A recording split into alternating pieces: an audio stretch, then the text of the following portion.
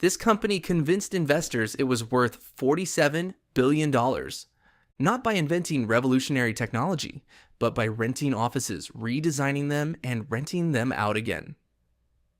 It burned billions, promised to change the way humanity worked, and nearly made its founder one of the world's most powerful entrepreneurs. Then, almost overnight, the dream collapsed. This is the rise and fall of WeWork. The billion-dollar mystery. WeWork looked like a technology startup. Its offices were modern, its branding was brilliant, and its founder spoke about changing the world. But underneath the inspirational speeches was a simple business model.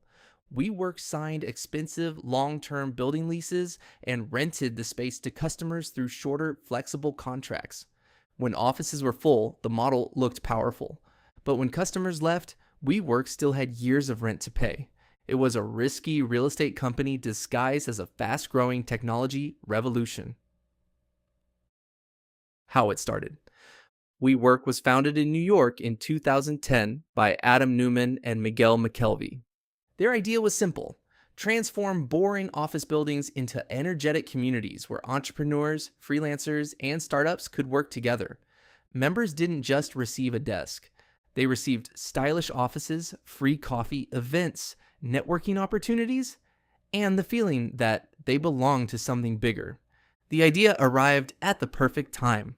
Startups were booming, freelance work was growing, and young professionals wanted flexibility. WeWork expanded at extraordinary speed. The turning point: investors became fascinated with Adam Neumann's vision. He didn't describe WeWork as a company renting desks. He described it as a global movement that could elevate the world's consciousness. SoftBank invested billions, and in early 2019, WeWork reached a private valuation of approximately $47 billion. The company opened locations around the world, purchased businesses unrelated to office rentals, and spent money as though growth would never end. But then, WeWork prepared to go public. For the first time, outsiders could closely examine its finances, and what they discovered changed everything.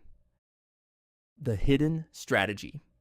WeWork's strategy was built on three powerful tools: aggressive expansion, unforgettable branding, and a charismatic founder. The company leased buildings quickly, filled them with attractive designs, and sold customers a feeling of community. Every new location created the appearance of unstoppable growth.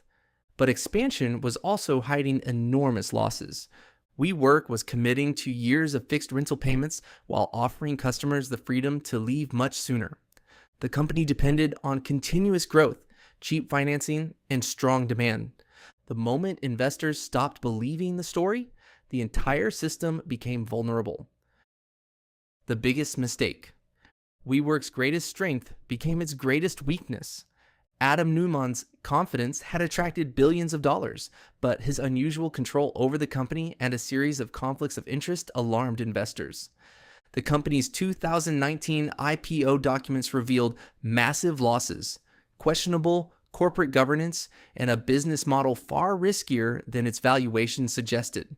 The IPO collapsed. Neumann resigned as CEO.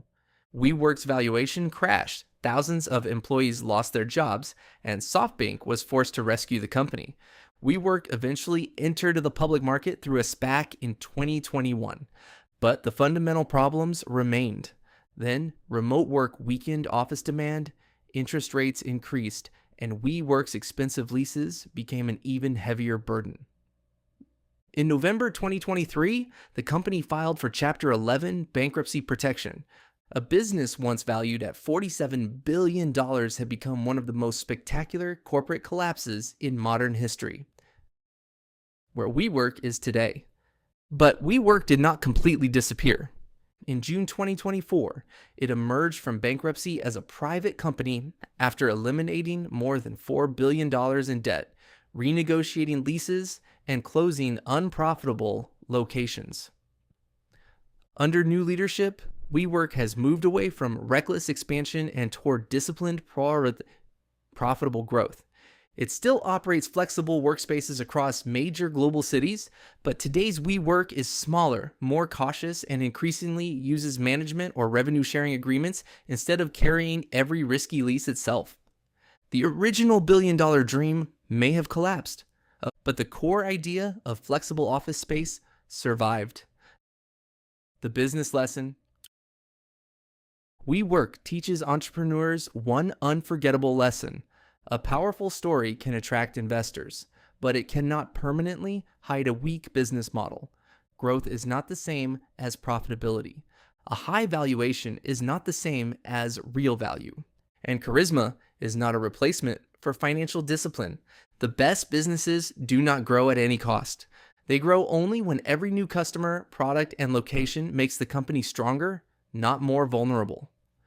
Was WeWork a brilliant idea destroyed by bad leadership, or was the business model broken from the beginning? Tell us what you think in the comments. Like this video and subscribe to Paradigm for more incredible stories about billion-dollar companies, hidden business strategies, spectacular successes, and unforgettable failures.